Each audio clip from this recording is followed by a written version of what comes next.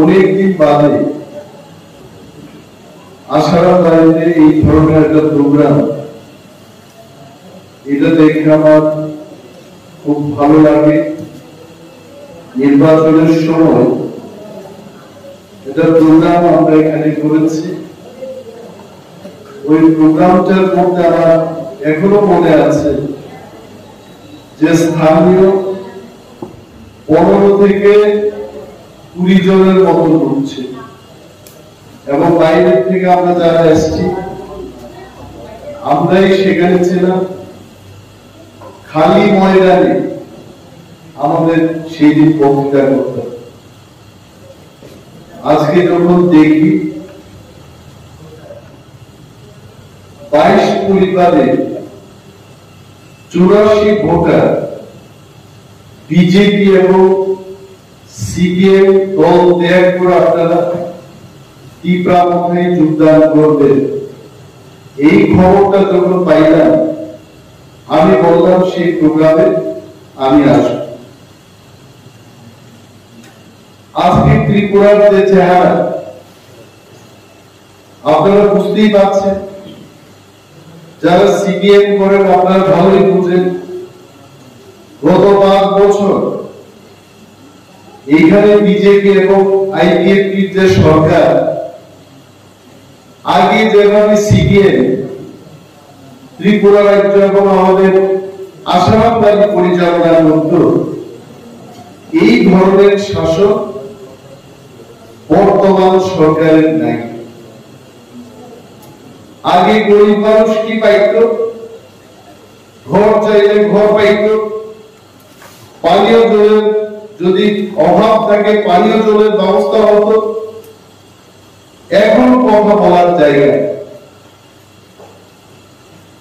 ওই সময়টার মধ্যে ত্রিপুরার যিনি মহারাজা প্রদ্যুৎ কিশোর দেববর্মা, উনি একটা দল তৈরি করলেন তীব্রামথা দল মানেই তীব্রাদের। ত্রিপুরায় যারা শোষিত, লাঞ্ছিত, বঞ্চিত সমস্ত মানুষের এই দল, যার নাম তীব্রামথা। মথা মানে কি? মথা মানে হচ্ছে একটা মুঠা, সবাইকে এক জায়গায় আইন নেয়, বাইন্দা রাখার নাম হচ্ছে মথা। তীব্রা, এটা তো তীব্রা মানে কি? যারা ত্রিপুরায় আদিকাল থেকে আছেন সবাই তীব্রা।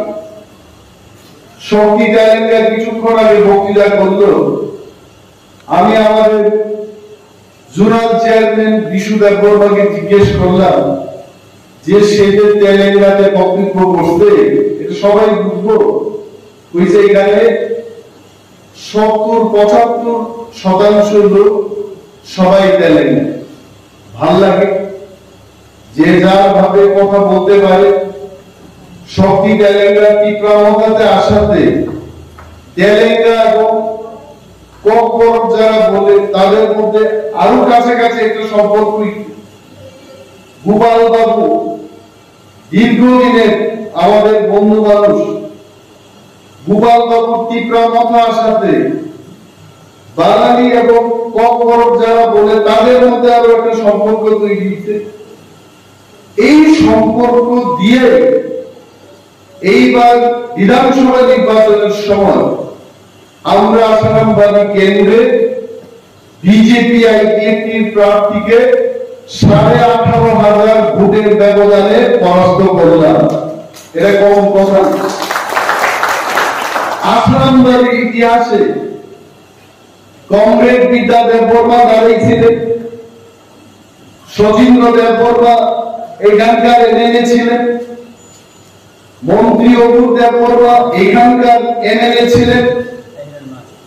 তারা কেউই 18,000 মার্জিন লিড দিয়ে এখানে নির্বাচনে জয়লাভ করেন। কিন্তু মনোরাজার নেতৃত্বে সমস্ত অংশের মানুষের সমর্থনে মুন্ডা, জরা, সবর, তেলেঙ্গা, ত্রিপুরা, বাঙালি সমস্ত অংশের মানুষের সমর্থনে আমরা ত্রিপুরার বিজেপির কর্মদারদের একটা বার্তা দিতে পারলাম যে আশারামবাড়ি আপনাদের না, আশারামবাড়ি হচ্ছে গরিব মানুষের এবং তীব্রামতা বলে। আপনারা জানাইছে আপনাদের অনেকে কইব ওই তীব্রামতাতে আপনারা গেলেন, তীব্রামতার যিনি নেতা মহারাজা উনি দল ছেড়ে দিতেন, এটা মিথ্যা কথা। মহারাজা সেই দিন খুব পরিষ্কার ভাবে বলেছেন যে আমি দলের চেয়ারম্যান পদ থেকে সরে গেলাম। তীব্রামতার যে সংবিধান, এই সংবিধান নতুন একটা সংবিধান গত 15-16 তারিখ খুলনায় আমাদের অধিবেশনে, পার্টির সেই অধিবেশনে আমরা জনসমক্ষে এটা প্রকাশ করলাম। এই অধিবেশনে আমরা দেখলাম গঠনতন্ত্রের মধ্যে চেয়ারম্যানের কোনো পোস্ট নেই। চেয়ারম্যানের যদি পোস্ট না থাকে তাহলে মহারাজা কেমনে চেয়ারম্যান থাকবো? মহারাজা বলেছেন যেহেতু চেয়ারম্যানের পোস্ট এখন আর নাই, আমি চেয়ারম্যানের পোস্ট থেকে সরে দাঁড়াই না। তার অর্থ মহারাজা দল ত্যাগ করেন নাই। আগামী দিন যখন পার্টির কমিটি গঠন হবে, এখানেও আশারামবাড়িতে নতুন গঠনতন্ত্র অনুযায়ী 2টা ব্লক কমিটি আমরা গঠন করব। একটা বাছাইবাড়ি ব্লক কমিটি আর একটা তুলাশিগড় ব্লক কমিটি। এইভাবে নিচের স্তর থেকে কমিটি গঠন হইতে হইতে সারা রাজ্যের জন্য যখন একটা কমিটি হইব, তখন দেখবেন মহারাজায় আমাদের দলের সুপ্রিম নেতা হিসাবে আমরা আবার মহারাজাকে সেখানে বসব। আর এরা আমাদের মনের জোর কমানোর জন্য কইতেছে, কয় আপনারা যে গেছেন ওইখানে তো নেতাই নেই, আপনারা জবাব দিবেন। আরেকটা হলো আজকে বিজেপি যারা করেন, কেন বিজেপি ছাইরা ইতিহাস? মণিপুরের ঘটনা দেখেন, এখানে মা বোনেরা বই দিচ্ছেন, মহিলারা বই দিচ্ছেন। একা বিজেপির শাসন, আমি একা বিজেপির কথা, বিজেপি যেখানে একা শাসন করে আমরা দেখলাম দিন দাহারের মধ্যে একজন লোককে, মুসলমানকে রাজস্থানের মধ্যে তারা মাইরা পালেন, তার কোন বিচার নেই। মণিপুরে 2টা মহিলাদের নগ্ন অবস্থায় নেংটি কইরা পাটি মারলাই, যদি আমি বলি এই মহিলা গুলির নেংটি কইরা রাস্তার মধ্যে হাঁটাহাঁটি করাইল, এটা সারা বিশ্বের মানুষ দেখবে। আজ পর্যন্ত কোন লোকের সাজা শাস্তি হয় নাই। এরা একটা না 2টা লোককে গ্রেফতার করছে, যারে গ্রেফতার করছে সেই তো মহিলারা হাঁটায় আসছিল, এই লোকটা থানার মধ্যে আইসা ফোন শুনছে, হাসতে আছে। পুলিশ যখন মহিলাদের উত্তেজিত জনতার কাছে তুলে দেয়, পুলিশে বিচার করব, পুলিশ আইন রক্ষা করব, অত্যাচারিত মানুষের পাশে পুলিশ দাঁড়াইব। কিন্তু মণিপুরে কি হচ্ছে? পুলিশ এই মহিলাকে উত্তেজিত জনতার কাছে তুলে দিচ্ছে। জনতা তাদের নগ্ন অবস্থায় রাস্তা দিয়ে হাঁটাই নিয়ে গেল, তাদের উপর এত অত্যাচার হচ্ছে, এটা আর হওয়ার অপেক্ষা রাখে। তো যে বিজেপি পার্টি শাসন, মহিলাদের কোনো সম্মান নাই, গরিব মানুষের কোনো সম্মান নাই। আপনারা দেখেন আগরতলা শহরের মধ্যে কোন কলেজের এক ছাত্রী আজকে থেকে 2 বা 2.5 মাস আগে চলন্ত গাড়ির মধ্যে তার অত্যাচার করা হলো, কোন শাস্তি আছে নাই। এই কারণে আজকে যারা বিজেপি করে এরাও ভাবলো যে বিজেপি কইরা আমাদের আর হইত না। বিজেপির বিরুদ্ধে যারা ত্রিপুরা রাজ্যে বিজেপির মুখোমুখি হয়ে যারা দাঁড়ায় যায়, জনগণের কথা বলবে, ওই দলের কাছে আমরা যাব। আর বিজেপির প্রতিদ্বন্দ্বী হিসেবে ত্রিপুরায় বিজেপির যে মোকাবেলা করতে পারে এই দলের নাম হচ্ছে তীব্রামতা। তীব্রামতা ছাড়া অন্য কোনো দল নাই বিজেপি বিরুদ্ধে লড়াই করবে। আমরা শিক্ষা দিলাম বিজেপিতে, আসাম বাড়িতে যেমন আমরা সারা বড় ভোটে জয়লাভ করলাম, আমরা রামচন্দ্রঘাট বিধানসভা কেন্দ্রে 16,000-এর বেশি ভোটের ব্যবধানে বিজেপি আইপিএফটি প্রার্থীকে আমরা পরাজয় করলাম। টাকারতলা কেন্দ্রে আমরা 35,000 ভোটের ব্যবধানে বিজেপি আইপিএফটি প্রার্থীকে সেখানে পরাস্ত করলাম। এখন বিজেপি ভয় পায় শুধু তীব্রামতা। আমরা এই কারণে বলি যে আগামী 5 বছর ত্রিপুরায় যদি কেউ সরকার চালাইতে চায়, তীব্রামতা ছাড়া তাদের কোনো গতি নাই। তীব্রামতাই পারবে 5 বছরের শাসন ত্রিপুরাতে দিতে। এর দিন নেতারাও চায় যে তীব্রামতা আমাদের সাথে থাকে। মহারাজা কি কইছেন আপনারা শুনছেন না? আপনারা 2 মাস অপেক্ষা করুন, আমি কালকে দিল্লি যাচ্ছি। দিল্লিতে গিয়ে আমাদের আলোচনা হবে। আমরা এখানে ধনী মানুষের জন্য আলোচনা করবো না, যারা পাকা বাড়িতে থাকে এদের আলোচনা আমরা করবো। আমরা কার সাথে আলোচনা করবো? আপনার সাথে, গরিব মানুষের সাথে। আমাদের মতো লোক যারা গ্রামে থাকে, জলের ব্যবস্থা যাদের নাই, ঘরের অবস্থা যাদের ভালো না, যাদের ছেলেমেয়েরা চাকরি পাইতেছে না, তাদের জন্য আমরা দিল্লিতে 27 এবং 28 ভারতবর্ষের মন্ত্রীদের সাথে আমরা বৈঠক করব এবং আমরা বলব আমাদের এডিসিতে আমাদের মাননীয় এক্সিকিউটিভ মেম্বার এখানে আছে, সারা রাজ্যের মধ্যে 27,500 কোটি টাকা বাজেট, আর শহর তেলেঙ্গা, দেববর্মা, রিয়াং, জমাতিয়া আর কিছু সংখ্যক পিছিয়ে পড়া বাঙালিরা যেন গোপাল বাবুদের মতো লোকের জন্য মাত্র 672 কোটি টাকা দিছে। আমাদের এরা বইয়া মুরগির মাংস দিয়া খাইবা কলাই, আর আসাম বাড়ির লোক আমরা এক কাপ ফিরাতা পাইতাম না। এই দেশের মধ্যে এই অব্যবস্থা চলবে না।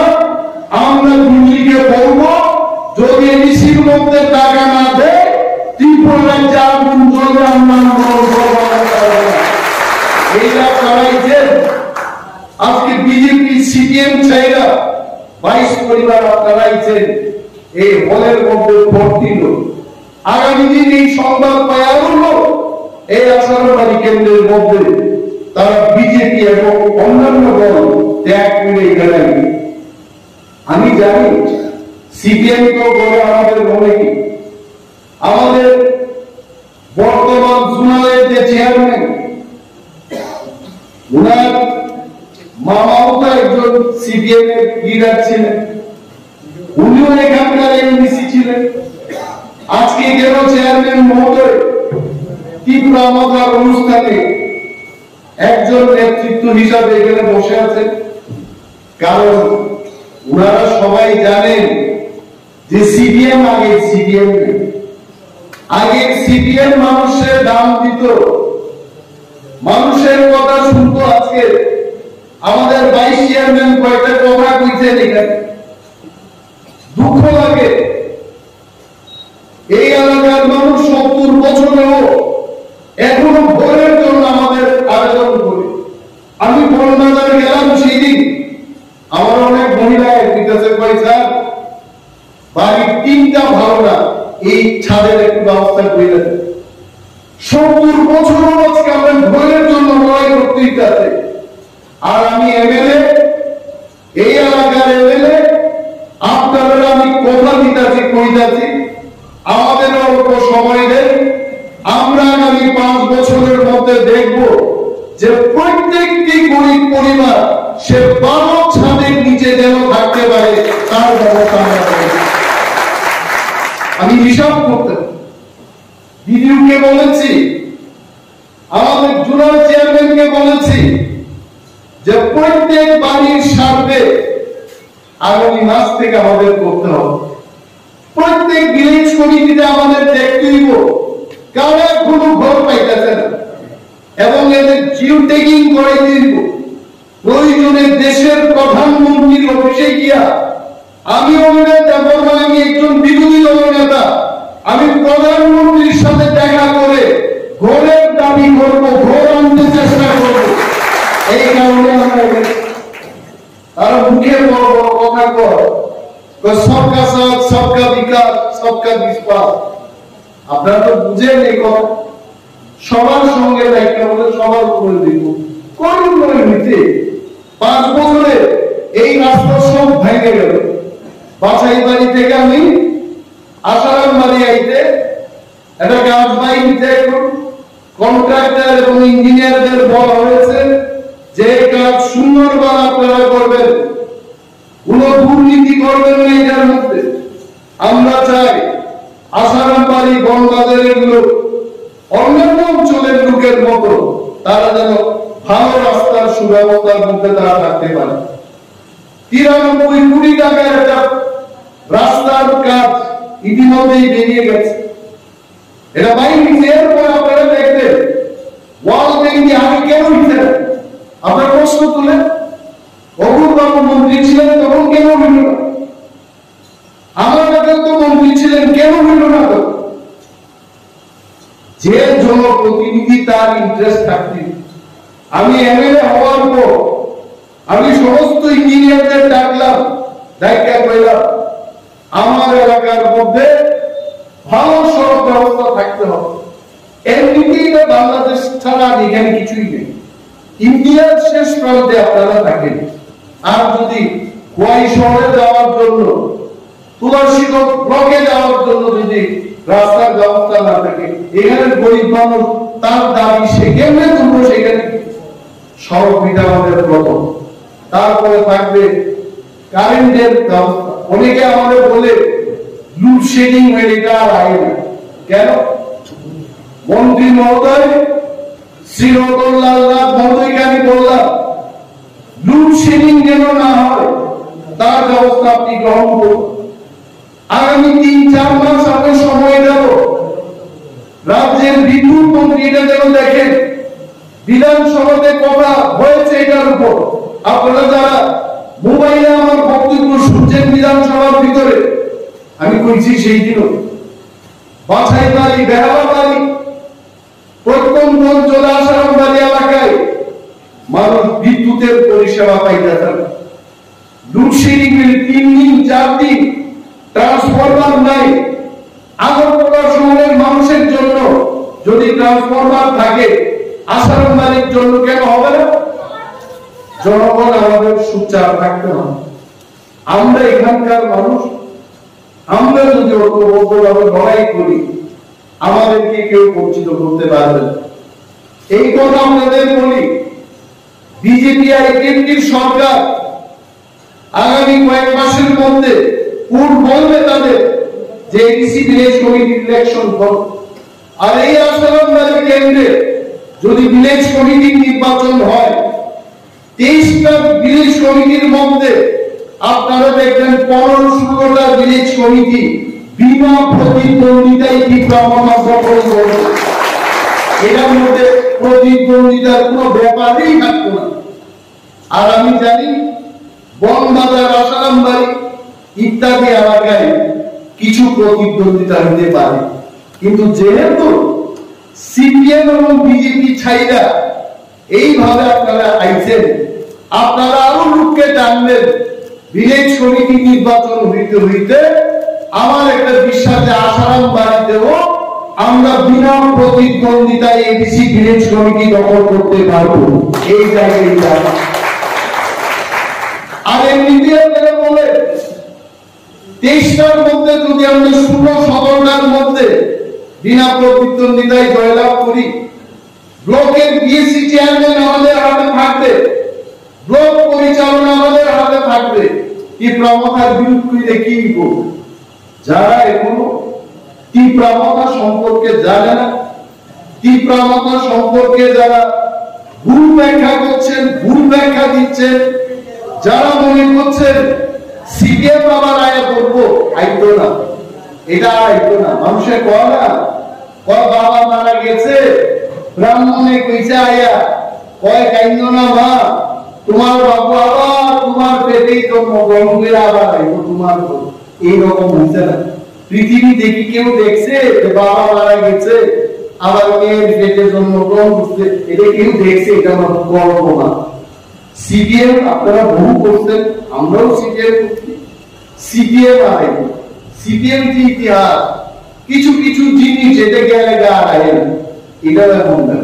এখন নতুন মন নিয়ে, নতুন ভাবনা নিয়ে, নতুন চেতনা নিয়ে আমাদের কর্তৃত্ব বিশ্বাস রাখেন। যদি কেউ এই এলাকার তীব্রামধার নাম দিয়ে কোন নেতা যদি আপনাদের শোষণ করে, কোন নেতা যদি আপনাদের বঞ্চনা করে, আমি সবদিকে বললাম, গোপাল বাবুকে বললাম, আপনারা আসুন আমার সাথে আলোচনা করুন। ওই সমস্ত নেতা আমাদের দরকার নেই। আমাদের সেই নেতার দরকার জনস্বার্থে যারা কাজ করে, ব্যক্তি স্বার্থে না। নিজেই সব খাইব, ঘর আইছে ঘর খাইব, পায়খানা করতে মানুষের ঘর খাইছে, এটা ভালো কথা। পায়খানার ঘর না, পায়খানা সুদ্ধা খাওয়া, এটা তো ঠিক না। এই রকম নেতৃত্বের আমাদের দরকার। তীব্রামথা সবার জন্য, তেলেঙ্গা, সবর, চাষা, মুন্ডা, ঝড়া, বাঙালি, দেববর্মা, সমস্ত সম্প্রদায় মিলে তীব্রামথা আমাদের শক্তিশালী করতে হবে। আর আপনাদের আশীর্বাদে আমি আছি। আপনাদের লড়াইটা আমি রাজ্যে লড়বো, আপনাদের লড়াইটা আমি দিল্লিতে গিয়ে লড়বো, আপনাদের জন্য আমি লড়াই করবো সর্বস্ত। এই দায়িত্ব আমার। আগে আপনারা অনেক এমএলএ বানাইছেন, কে ছিল এই এলাকার, কে খবর নিতে? এত ব্যস্ততার মধ্যেও আমি মনে করি অন্তত 1 মাস 1.5 মাস অন্তর অন্তর প্রত্যেক ভিলেজ কমিটির মধ্যে একটা দিন জনগণের সঙ্গে, নেতা নেত্রীদের সঙ্গে, ভিলেজ চেয়ারম্যান মেম্বারদের সাথে এমএলএ যোগাযোগ থাকা উচিত। এটা আমি করি।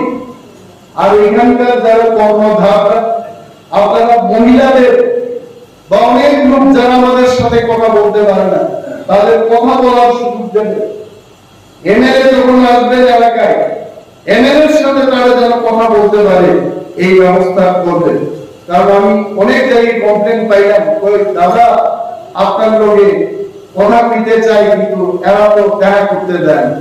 ওই যে এরা, এই এরাতে আমি বুঝাচ্ছি আপনারা গরিব মানুষদের যেন এমএলএ এর সাথে দেখা করে তাদের মনের দুঃখটা যেন তারা দিতে পারে, এটাতে বাধা দিয়ে নেই, এদের ব্যবস্থা দিন।